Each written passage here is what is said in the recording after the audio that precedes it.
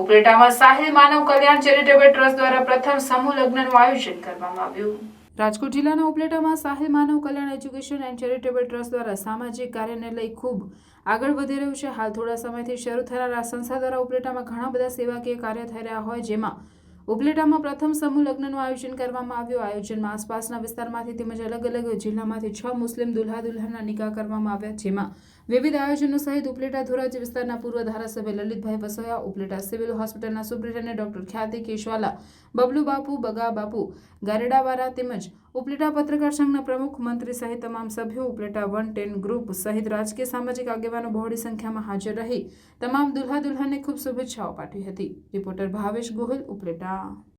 આજે ઉપલેટા ખાતે સાહિલ માનવ સેવા એન્ડ એજ્યુકેશન ટ્રસ્ટ દ્વારા સમૂહ શાદીનું આયોજન કરવામાં આવ્યું હતું। આ સમૂહ શાદીમાં 6 દુલ્હા દુલ્હને નિકાહ પઢ્યા છે। રહીમ શાહ બાપુ દ્વારા આખા કાર્યક્રમનું આયોજન કરવામાં આવ્યું હતું અને બહુ સરસ મજાનો કાર્યક્રમ રહીમ શાહ બાપુએ યોજ્યો હતો।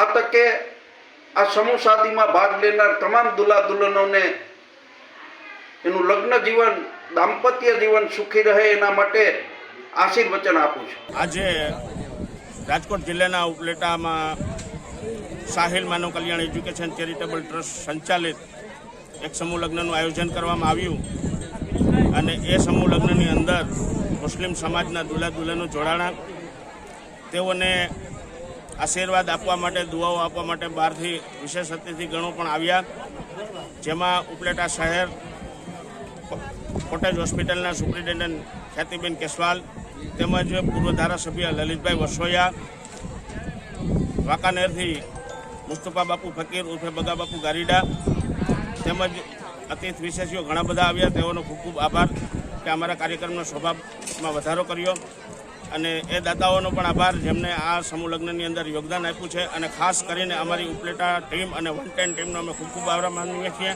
કે તેઓએ અમને સાથ સહકાર આપીને આ કાર્યક્રમને સફળ બનાવવામાં પ્રયત્નો કર્યા। જય હિન્દ, જય ભારત।